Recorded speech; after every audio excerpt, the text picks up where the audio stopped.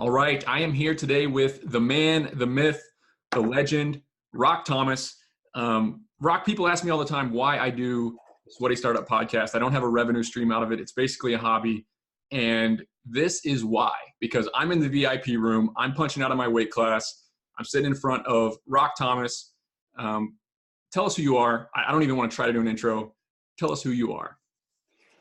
Well, I'm a very curious person, and I have been my entire life. And I think that you can separate people that are cynical to those that are curious. And when you're curious, you stay younger, you stay open, and you grow. And the human spirit is in love with progress. The days that you feel really good about yourself are when you're progressing, when you're pushing yourself outside of your comfort zone, even if it's a tiny bit, getting up 1 minute earlier or doing one more push-up, or saying no to the muffin and taking the apple. We all know it, but the thing is getting yourself in an environment where you do it. I grew up on a farm. Yes, my story is from farm boy to financially free. I have 37 streams of income. I've overcome incredible odds. I've broken 7 bones in my body. I've caught the winning touchdown with a cast on my arm. I've frickin' defied the odds. I have a warrior personality. Get out of the way, because just try and stop me. Yeah, I got all that. Great. But there's always, when you have an overdeveloped tricep, you have an underdeveloped bicep and vice versa. So the part that I had to work on, Nick, was I had to work on my compassion. I had to work on being a little bit more understanding for people that didn't go through the boot camp of a life that I went to. And I'm saying, come on, step up, go, come on, you can do it. Like, yeah, but no, my mommy loves me whether I do it or not. And my internal programming was, my dad will only love me if I defy the odds. So I started to understand where people came from. I started to work with them, and I fell in love with coaching. And that's really kind of the cornerstone of my life, is helping people change the inner narrative that was programmed into them. Imagine having a really terrible basketball coach on a basketball team, and he encourages you to smoke during the breaks and not work out. There's no strategy, no routine. You're on that basketball team. That's the only team you know, and you go play another division, and you get wiped out because you had bad programming, bad coaching, bad guidance, bad ecosystem. Most people, Nick, live their life that way. Guys like you have found a way to do the uncommon. We're all common. We're all just the same kind of person, but you have to hunger through curiosity to find a way to be uncommon, to be around a coach that is uncommon, to be around people that will not accept you at your status quo, because tough love is saying, I see you in a higher version of yourself. And that's what I do. People don't always love me, but they respect me because I hunger for greatness for you and for me. So who am I? My story is one of triumph over adversity, one of I will not be stopped, one of there is no failure. There's winning and learning. And therefore, it encourages me to always take action, because if I walk across the room and ask the girl out on a date and she says no, I just learned something. But it's the action of having the courage to walk across the room that separates me from the average person who's sitting on the other side of the room, waiting for either liquid courage to kick in or for the circumstances to get easier. Think about it. That's what we all do. We sit there, we look at the girl, she's talking to other girls, they're doing different things. There's another guy in proximity where we're waiting for it to get easier, for the invitation to be easy. Or we provide ourselves with something else, either a mental strategy or a liquid strategy, and then we go across the room, we embarrass ourselves, and we have to create a new story. The story is, yes, she rejected my ass. In fact, she didn't really, she just said no. What does that mean? So I became a meaning master, which kept me moving forward, building businesses, failing your way to success, as we all talk about. Fail faster, fail stronger. You don't actually have to fail. You have to have an ability to look at the result, the feedback of life, and give it an empowering meaning. When you do that, your life changes. I love everything about that. So much to dive into. Let's start with your real estate, your brokerage business. Let's start there, and then we'll dive into some of these obviously these kind of narratives that you've built that have helped you so much along the way. Let's start at the humble beginnings. I know many people know who you are, but start at the house. Let's run through your real estate, that you're building into entrepreneurship, and then let's go from there. Well, I mean, that's a long story, so I'll try to keep it short. But the first thing that happened is I bankrupted a restaurant when I was around 25. I moved to Quebec City, learned how to speak French working in the airlines, and bought my first piece of real estate with four mentally and physically handicapped people in it. Why did I do it? Because I won't be stopped. I had to pay back my mom $20,000 I borrowed from her that I bankrupted in the restaurant. So I worked in the airlines and I ran this home and I bought the house on a credit card with $2,000.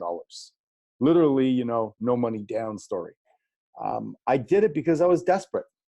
And I did it because I was resourceful. And I did it because I was so stupid I didn't know that I couldn't do it. It was kind of funny. But I always said yes. I have a thing when you're around me, I say yes and figure it out later. Say yes and figure it out later. Stop analyzing and trying to have the perfect method. Just get in the game. Jump in the deep end of the pool. So it's cold. You'll move. You'll survive. So that was the first foray into real estate. But a few years later, my father got diagnosed with cancer and he was living in Australia. And I decided that this was going to be the way that I was going to win his love, which was to take care of him. So I flew across there several times on my airline passes and took care of him. And the third time I came back, I had no more job. They said, you took too much time off. Your very good looking assistant that you hired now has taken your job. And I'm like, oh, I can't blame you. So I ended up getting into real estate. I started off, I was terrible. I sold one home in the first year. And then I discovered the power of mentorship. And it's simply this: find somebody you respect who's got the result that you want and model them.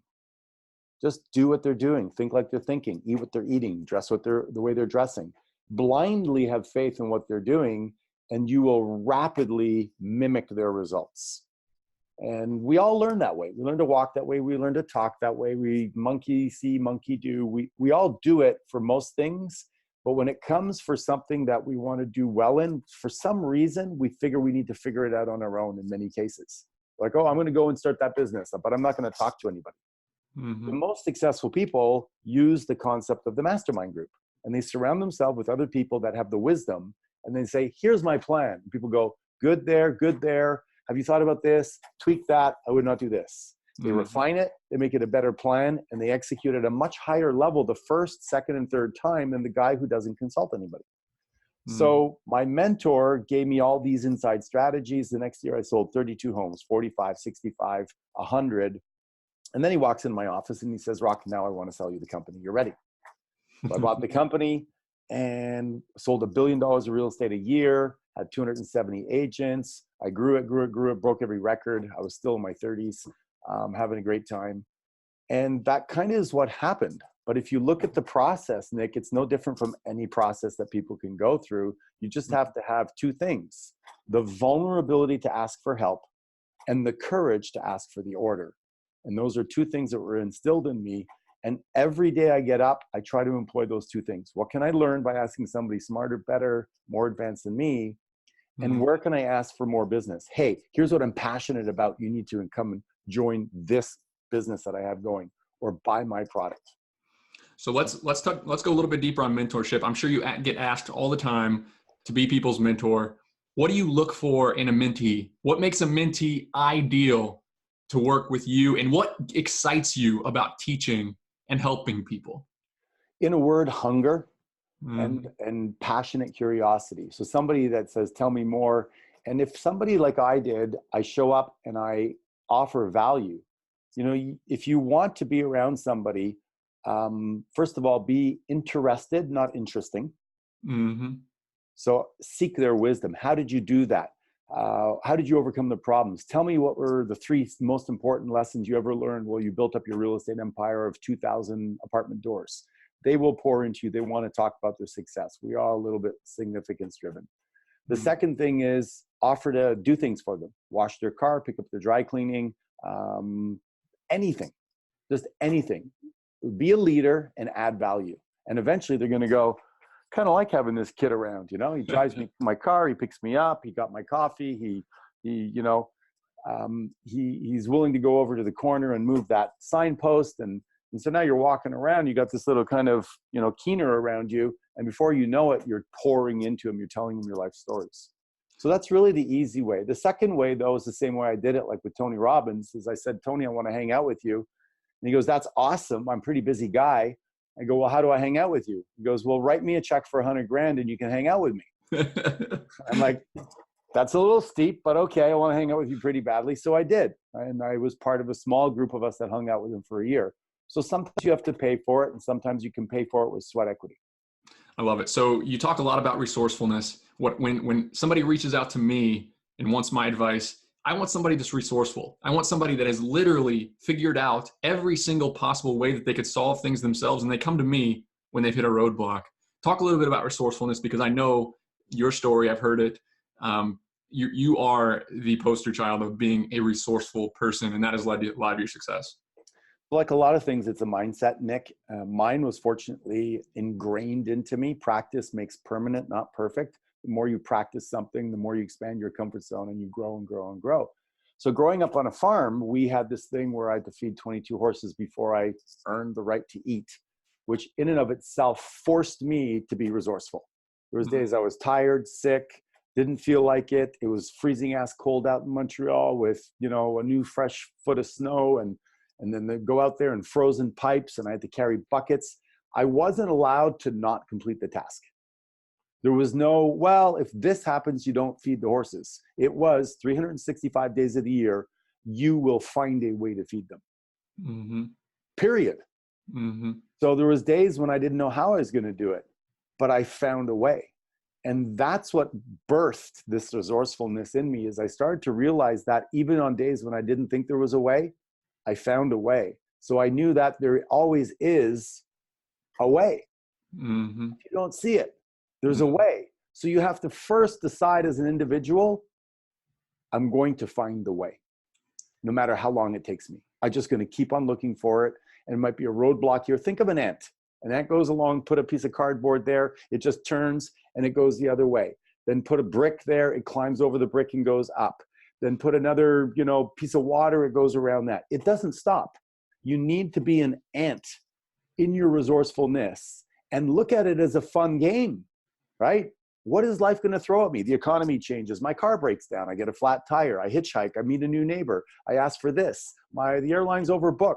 This happened to me the other day. The airline was overbooked. I had to get on a flight. I pulled out $300 US and I held it up. I started walking around. Who wants to buy? Whose seat can I buy? Be committed to the outcome and then get creative. And when you do that, life becomes interesting and fun versus, oh my God, I can't believe the problem in front of me. Problems are opportunities disguised in overalls as work. All you need to do is go, the opportunity's in there somewhere if I'm willing to do the work. Does that make sense? Absolutely. Absolutely. So I want to dive into a little bit about this overwhelming doubt, anxiety, the fear of failure that keeps most people from starting that business, from chasing that dream, to doing anything worth doing in life, right? There's 1,000 reasons why it might not work. And so many people look at it and they point fingers and say, that's out of my control. That's out of my control. That's out of my control. The fear, the anxiety. How do you overcome those things? And what's your advice to those people who are kind of struggling with that? Yeah, that's a great question. It's like the holy grail almost.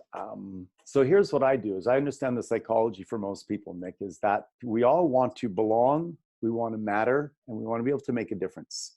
We're all looking for a vehicle to do that. So if you don't feel like you belong because you were bullied and shunned at school, then you get a gun, you go and you shoot everybody. So you find a place that you can win or you can do something different. Fear is the fear of not being enough. If I start this business and I fail in front of other people, people are going to look at me, think I'm a failure, and therefore I won't belong, I won't matter, and essentially I will not be lovable. But if you change the whole picture and perspective and you say, listen, as long as I'm learning and growing, failure is not permanent unless I stay there. So I can bankrupt a restaurant and I can get fired from my job in the airlines and I can be really bad at real estate, but people respect people that are growing and learning. So become a fantastic student is probably the quick answer. Just look at everything as an opportunity / problem, and you're either going to win or you're going to learn. Mm-hmm. While everybody else is sitting on the sidelines waiting for the perfect plan so they don't fail, you're building a muscle called experience, perspective, connections, and you're also developing something that nobody can take away from you, which is the depth of the knife going in you when you lose the $20,000, the emotional bandwidth that goes with what we call the emotional IQ. If you, in theory, go, well, I don't want to open that restaurant because I might lose the 20 grand. Try losing your mother's $20,000 and then moving to another city where you have to learn a new language, become a flight attendant, park cars at night, and work with handicapped people and give them insulin shots that you never have. You see, I keep on putting myself in an environment, Nick, where I'm forced to succeed or to get better. And I'll never stop. I will never stop. I hunger for growth. And when you do that, I get to bring to the table something most people crave for, is that I know I'll figure it out. I played squash once with one shoe, a pink shoe that I got out of the lost and found because I forgot my shoes and I was in a competition. I didn't want to leave the team down. I went to the lost and found, got the one running shoe they had, and won the game barefoot and pink shoe that was too small for me. Because there's always a way. There's always a way. And people look at me like, you're crazy, you can't play that way. I say, why not? There's no rule against it.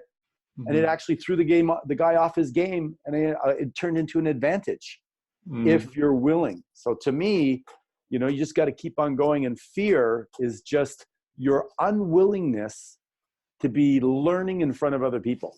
Yep. And this is the stuff that we are not taught in school. We're taught in school to look up the answer. The answer is the page before. Memorize this or ask that. And then you get out in the real world and there's no answer. There is nobody to ask, especially if you're an entrepreneur and your truck breaks down and there's no boss to call to come and pick you up, right? So the best way is to really just throw yourself to the fire and figure it out. You had no choice. You were thrown to the fire by your circumstances, but so many people don't quite have that experience. That makes it even more uncomfortable. So fear setting is something that I talk about all the time. Tim Ferriss has brought it, that was a big thing that he did. What's the worst thing that could possibly happen to me? What's the worst thing? It's money that I can make back. It's a little bit of time investment. I'm still going to be fed. I'm still going to be safe. I'm still, have a loving relationship net around me. So that, that what you said goes right in line with that.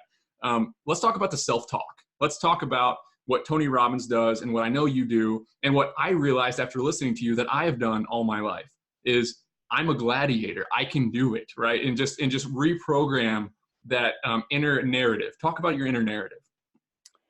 Yeah. So one of my coaches, one day I said something and he goes, whose voice is that? And I go, what do you mean? He goes, well, where did you learn to say that? And I go, that's my voice. He goes, no, our voice is not our voice, right? We learned. It's like if you hang out with somebody, kids today, and I don't know how old you are, but people are like, hey man, that's sick, man. And it's time to bounce. These are words that don't make sense until you've heard them a few times and they go, oh no, that when you say that's sick, it means it's cool. It doesn't mean that the person's ill. You're like, oh, okay, I got it. And then we start to use it because we think it sounds cool. So we've all learned to use words that make sense to us. The challenge, Nick, is that most people never upgrade them consciously. So you're hanging around your parents, your friends, your uncles, your professor, your teacher at school that's making $50,000 a year, God bless them. They're not people that are trying to design your inner narrative to take over the world and to be the next Michael Jordan. Mm-hmm. So you've got to design that yourself. You've got to start to select. So here's what is maybe a good metaphor. There's the Webster's dictionary, and then there should be Nick's dictionary. And Nick should determine, do I want to have the word try in my dictionary? Is that a useful word, right? Or I can't. Is that a useful word? Like, is there a place for it in my life? And for me, there's no place for it. Mm-hmm. I'm not going to try something. I'm either all freaking in or I'm not in at all. And it's no, right? And when you start to talk to yourself that way and make better choices, you don't use the words like, oh, I wish it wasn't raining. You go, let's go dance in the rain, or grab me an umbrella because I'm in a suit and I got to get to my car. But you're resourceful, you're decisive, you're focused. You look at life like a game where it's not, I wish things were easier. Is I'm going to choose to have a dialogue and a scripting based on the best. Do you think that Michael Jordan, Tiger Woods, Oprah Winfrey, Mother Teresa, they all had the choice to think unresourceful thoughts, but they upgraded them to better, more empowering thoughts. Words create your world, And if you're not consciously upgrading your words and making your dictionary better, then you're going to be pulling from the general dictionary. Well, how do most people live? They live average. They live poor. They live broke. They live overweight. They live sick. So if you want to use the same words that all those people use, the next time somebody says, hey, how are you, Nick? Say, not too bad. Mm-hmm. But when somebody asks me how I'm doing, well, I'm blessed. I'm grateful. I'm excited. I'm fired up. I'm phenomenal, right? I'm using words because what's the way to program yourself the most? We're usually asked 10 times a day, how are you? The easiest thing to do is to insert a much more empowering phrase there. Yes, you may create some separation from the person because when they go, you say, how are you? They go, not bad. And they go, how are you? You go, I'm phenomenal. I'm kicking ass. I'm excited about today. There's going to be a separation. We all want connection. So you got to monitor that and know how to handle that. But you might go, you know what? I'm feeling phenomenal. And Nick, you're looking phenomenal too. What are you doing? What are you excited about, bro? And I now lead you and bring you into my world. It's instead contagious. of leaving you on the outside where you're not too bad. You're not too bad. You just don't have a better dialogue. Does that make sense? I love everything about that. So talk about the I am movement. This is your mission. We just touched a little bit on your mission of people to define who they are. Talk a little bit about what you're working on right now. So part of the story was that I was called Pizza Face when I was growing up by my brother because he was shorter than me. He felt inferior. My father married his mother and my father was running the house and he felt like he needed to do something to gain an advantage, which we all do. We all want to survive. But I didn't know this at the time and I wanted to just hang out with him. I had a sister. My parents remarried and now I wanted to hang out with my buddy, my bro, and play games with him. All he wanted to do was be superior and dominate me and bully me. So he called me Pizza Face and I felt very ugly because I had acne. And for the next 15 years, I got up every morning, looked in the mirror, and I said to myself, are you ugly or uglier? And that was basically the line of communication I had with myself. And I beat my own self-esteem down. It's so funny because now I look back at the pictures and I'm like, you were actually a cute, sexy kid. You could have picked up a lot of chicks and you missed that opportunity because you called yourself Pizza Face and you didn't walk across the bar to the other side or just across the room or talk to the girl in the hallway. So when I realized that that was simply that bad basketball teacher giving me bad programming and I could change it, I got really excited. And you can insert any new label. They're just labels. So the I am movement is about taking a moment and seeing what labels has life, your mother, your cousin, your uncle, your teacher's given you. You're stupid. You're not good with numbers. You're too short. You're shy. Oh, he's quiet, or worse, you'll never amount to much. You're a loser. I work with people, their parents, God bless them, grew up in a way and they call them stupid. You're gonna grow up as a hooker. You're gonna be a slut. I mean, it's unbelievable what parents have done with the opportunity to impress upon these people their identity. So knowing that, what can you do? You look through your list of labels you have and you go, I like this one, I'm gonna keep it. Somebody said to me, I'm funny. Somebody said to me, I'm cute. Somebody said to me, I'm intelligent. I had evidence from all the report cards I got that I'm pretty smart. But this one over here, you're skinny, scrawny loser, that's a geek. I don't like that one. I'm going to upgrade that one. And I'm going to change it to geeks are taking over the world and I'm one of the sexiest ones. Or whatever works for you. And then the more you repeat it, you change the files in your brain. It's simple mathematics. If you've said it 10,000 times to yourself, you're going to probably need to say it 100,000 times to revert the chemistry, the relationship inside. And once you eventually start to come up with a mantra like I'm gifted, guided, grateful, powerful, passionate, playful, sexy, sensual, sensitive, and blessed. I'm a leader. I'm a great decision maker. I'm somebody who takes full responsibility for my life and doesn't make any excuses. And I could go on because I practice it. But most people, Nick, when I talk to them about their identity, I go, who are you? They're like, I'm a mother and what do you mean? Like people don't even really have that conscious relationship. If they did, then the guardrails of their choices would come up. When you say, I am a non-smoker and a ripped athletic machine that works out 4 times a week and showers myself with 70% greens and hydrates daily, it's hard to have 7 Diet Cokes in a day because your brain goes, huh? That's not who you say you are. And we want to remain consistent with who we say we are. So the power of the I am movement is get really, really, really, really, really, really super clear on you at your highest self, write it out, and then speak into it, and then live into it. I love everything about it. So we talk about sales all the time on the Sweaty Startup, because even in service-based businesses, I mean, you made the example of the girl at the bar.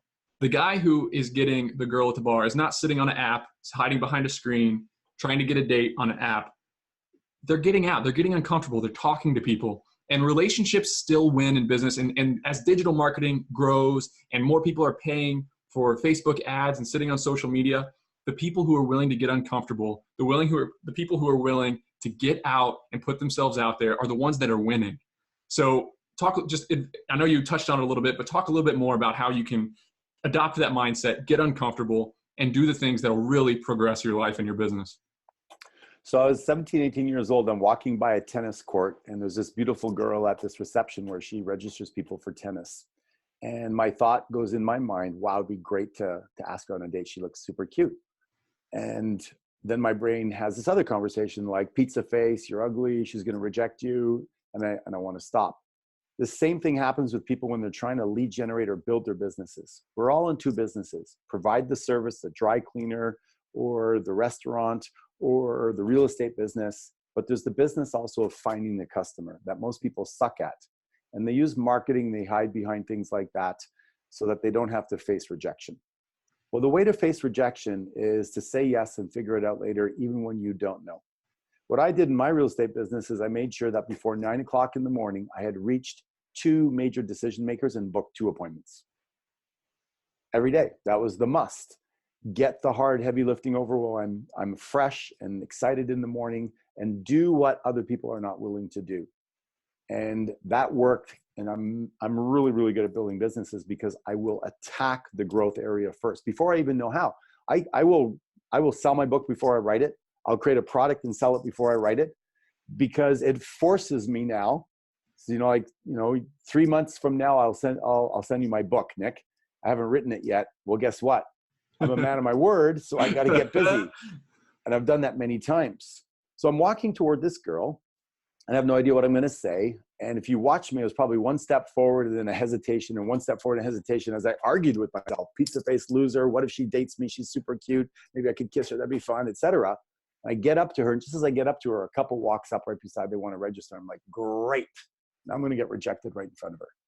So I stand there. I have no idea what to say. And I just put myself into a state of certainty, which is what Tony teaches us, right? And I go, Bond. James Bond. And she looks at me and she cracks up. And she's like, I could just see it in her face. She goes like, you are an idiot. And I'm thinking to myself, yes, I am. And then I think both of us went, but he's a courageous idiot. Inside, she said that. I was thinking it. Long story short, I don't even remember what I said. We went on a date. We dated for like 3 months. And what I learned from that is that you don't need to know what to say. You need to know that there's a reason for you to lean into your business, to ask people if they need your help, to prospect all the time. So the way you do that is you find a product or a service that you're passionate about, that you really believe makes a difference in people's lives. And essentially, you speak to everybody. Mm-hmm. I love it. I love it. All right. So before we wrap this up, you mentioned that your new project is empathy. And a little bit about me. I was raised in a loving home with 2 parents who encouraged me to be my best. They gave me words of affirmation. They encouraged me to start a business. Then I went to an Ivy League school. Everything was smooth. I started my first business. Damn you. I wanted to be you. I didn't get that shit. Well, when you get that momentum and you get some success. So now speak to the people who've had a little bit of success. Maybe they've never even really experienced loss and pain and heartache like me. Give me some advice right now on how can I first of all beware of my blind spots, right? It's easy to get overconfident and tell yourself that you're a gladiator and that you know everything and kind of miss some things that can lead to some really poor decisions. So that's the first part of it. Second part is how can you become more empathetic? How can you relate better to people and just make the difference that people who have had it a lot harder than you have had or in a lot worse situation right now to kind of improve themselves? Well, that's a really good question. Again, I think what supports and can support anybody is the global belief that everything happens for a reason and it's there to serve us, and that you can handle whatever has been doled out to you. The cards you've been dealt by the universe is the way I look at it is, if I keep on getting these things that are difficult, and I've had some business partners that have, betrayed me, and people that haven't paid debts, and sometimes I feel like a victim for a while until I realize that they're all there as a way for me to grow and learn. If your life is incredibly easy, the way I look at it, and this is just my view, is you might be a young soul. I believe in reincarnation. So maybe you're young, you're newer, and the world's going like, we cannot throw that at him. He can't handle it. It's like it'll crush him. He'll just get depressed and kill himself. So they make it a little bit easier. They're kind of building you up. Mm-hmm. And then the people who appear to be getting these, they're raped, they're beaten, they're have to defy the odds. Or even the Tiger Woods and Serena Williams that have these parents that seem to be relentless in their hardship to that person, to the point where they're huge producers with a result, but they actually inside never feel like they're enough, which is kind of sad if you think about it, right? Mm-hmm. So first of all, believe that you're going through what you need to go through, and it's your job to build yourself through that. Some of us are meandering around the outside of the mountain, slowly ascending, and we have a nice peer group, and we have parents that love us and are packing lunches for us as we're going through that, and reminding us to take our rain gear. And some of us are scaling the side of the mountain with a knife in our teeth, hoping to catch a rat that we could eat. We all have a different journey. Mm-hmm. I don't know why. I can't really tell you why, but I can tell you the meaning I give mine is empowering. So I need to go through what I'm going through. And I think that's the fundamental piece. When you get to your crossroads, which will happen, some people are like, well, I've never really had it that difficult. It might happen later in your life. And most people come across heartache. It might not be your heartache as an individual. It might be somebody really close to you that gets sick. And you don't know how to handle that because you've been used to that person being healthy your entire life. It'll probably happen. Hopefully it won't, but it probably will, or you'll do business, or you'll think really big and you'll grow and grow and grow. And then the market changes and you didn't see it coming. And now all of a sudden you got an identity shift. I don't know what it'll be for each individual, but maybe some people need to develop the gladiator a little bit more than because they got the empathy. For me, I would walk around with broken arm or cut leg, and my father would say, wrap toilet paper around it. So I just started to treat people around me with the same way. This was I was trained, right? Mm-hmm. Like somebody gets whacked in the football game and their nose is bleeding. I said, okay, get back on. They're like, dude, I'm not fucking get back on. I go, why not? So I had to learn to become more empathetic. And I'm still learning that because it's so hardwired into me. So I think we each have our journey. And wherever you're at, be thankful for what you have. And you got a bicep, build a tricep. You got the tricep, build a bicep. Love everything about it. So give us some last advice for somebody just starting out. Maybe they're in high school, or maybe they're 30 years old and they're working a job that they don't like, and they're thinking about getting serious about this. They're thinking about buying in. They're thinking about starting a business. They're thinking about taking some uncomfortable steps, making some sacrifices to make their life better. You got any parting words of wisdom for those people? Yeah, I think the mistake that people make is they think that they can do it maybe on their own or really quickly, and maybe they can. God bless them. I don't want to put a limiting belief on people, but here's what I would say. Whatever you're going to go into, the power of modeling, I think, is really, really strong. So if you, let's say, want to open up a real estate business or a restaurant, or, people keep on saying, oh, you're such a good chef. Oh yeah, you should open up a restaurant. Go work for somebody who's operating a really, really great restaurant, or go work for somebody who's running a really fantastic podcast. Work for them for free until they hire you because you add so much value, and learn everything that they learn through their eyes and their mistakes and their wallet. And when you've accumulated a whole bunch and you're still passionate about it and you're further down the road, then break out on your own. And you know what might happen? If you're really that great, that person will partner with you. Mm-hmm. That person will back you. If somebody came to me and they said, hey, Rock, I want to buy this 10 unit apartment building, but I need some help, and here are the numbers, and they really ran it well, I'd be like, sure, let's go in 50-50. Because it's a good deal. They do all the legwork. That would be much better than somebody going to buy their first building with no experience and then find out that, you know, the foundation was this, or that they don't know how to handle tenants, et cetera, et cetera. So get the experience working with somebody would be my recommendation first, until you feel like you've really gotten the experience in the field versus in theory. And then you can crush it at a much heavier rate. Love it.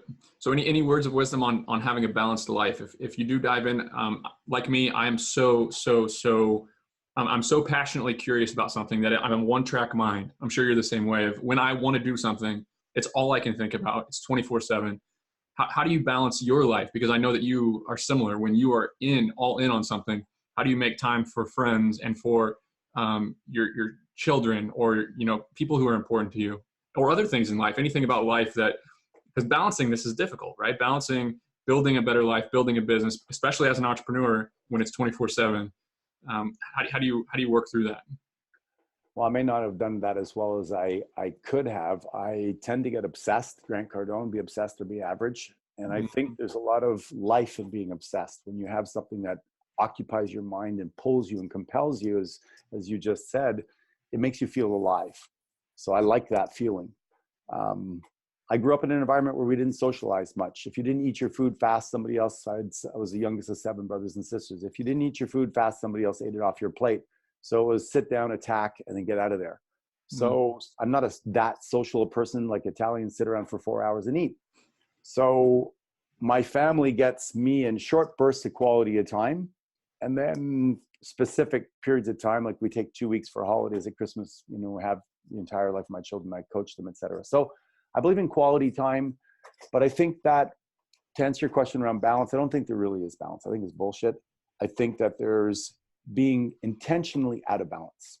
So I divide my life into 8 areas, and then I intentionally neglect some, but intentionally go and weed the gardens. I call them gardens, 8 gardens. So let's say right now I'm working out 4 times a week. It's the summer, I'm playing golf, I'm doing yoga, and I'm really mindful of my health. So that's a priority. The second one is I'm working really hard on new product. I'm writing a new book. So I'm really in the creative area of my life, and I'm working on that. I do that an hour in the morning and an hour at night. So I may spend less time, say, watching sports or things like that. So my hobbies are possibly suffering a little bit.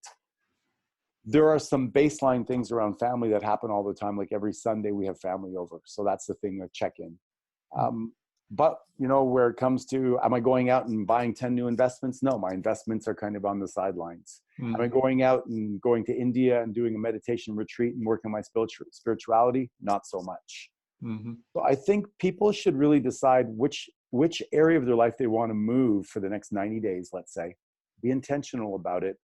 As long as you have got the other parts on cruise control, if you never tend to your health and you're overweight and you're saying you're going to get to it when you make your millions, you're lying to yourself. You need, because once I get my things to the point where they're kind of on cruise control, you can pop in. Like if I stop working out, my body doesn't fall apart. I've been working out for 35 years intensely. I can stop working out for a month and people wouldn't even notice it. And then when I come back, my body will respond quickly because I've paid the price, right, of consistency. If you've never worked out and the warning signs are on, you're going to now have to be decidedly out of balance on some other areas, perhaps eating food, right? And move into an aggressive capture back the past. Most people mortgage their future. They don't budget, they don't plan, they don't work out. To me, I'm a front loader. So what I do is I like to do things that will pay a dividend over time. So whenever you do something that's growing based and contribution based, it pays a dividend over time. If you read a book today, you have the knowledge that you can use in the future. If I help you out with something, then the law of reciprocity, you might want to help me out later. But if I'm doing everything like drinking alcohol, not working out, playing video games, build my business tomorrow, not cleaning up my house, my life's going to be a wreck because I gave in to that inclination for immediate gratification, which, by the way, we all have, because your unconscious mind wants to be lazy and efficient. So that's where the scripting and the inner narrative comes over, and you overwrite that with, I am dynamic, I'm energetic, I'm a ripped athletic machine, I'm somebody that makes things happen, I love to learn, I'm going to walk across the room, introduce myself to somebody else. Yes, yes, yes, yes. you create that inner narrative that's an incantation that builds your identity, that forces success and behavior and moves you forward. And you lay it around with beliefs that support you, like everything happens for a reason. It's there to serve me. I'm climbing up this cliff with a knife in my mouth, but I'm supposed to. I don't know what's at the top, but it's going to be exciting. And bit by bit, you structure yourself in a way that you're unstoppable. Thank you so much, Rock. That's where we will close. I know your time is incredibly valuable. You just poured rocket fuel on the lives of everybody who follows the Sweaty Startup. Talk a little bit. Do you have a name for your book? Where can people find more? I'm sure after this 35 minutes, people are ready to find more Rock Thomas. So tell us what you're working on right now, where people can find you.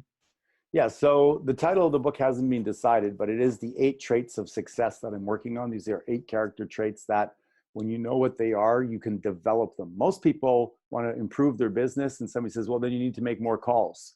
But they don't know where their weakness is. It could be in the organization. It could be in the preparation. It could be in the scripting. It could be in the objection handling technique. It could be in adding value. It could be in follow-up. They don't know.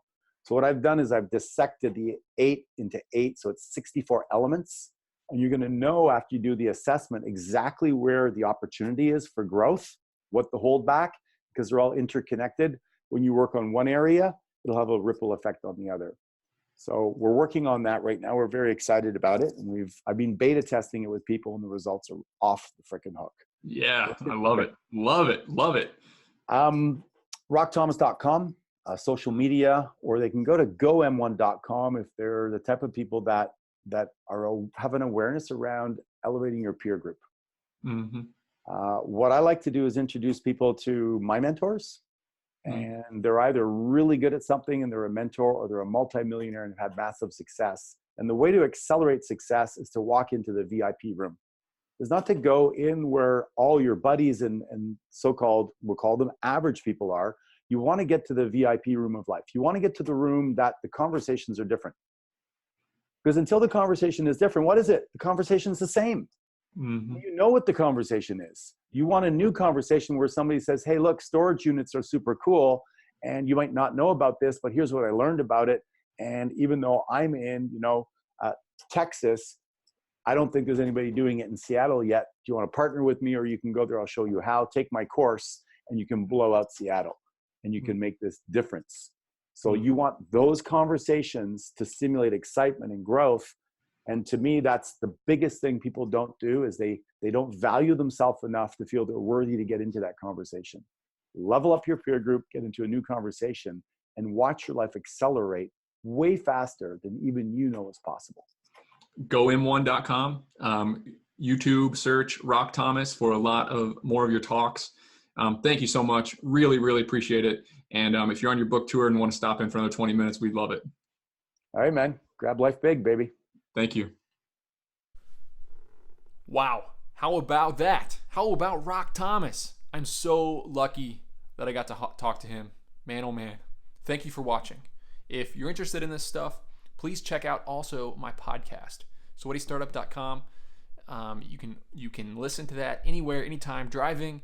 You can speed it up a little bit if you want to listen to it faster. Just another way to consume this exact content.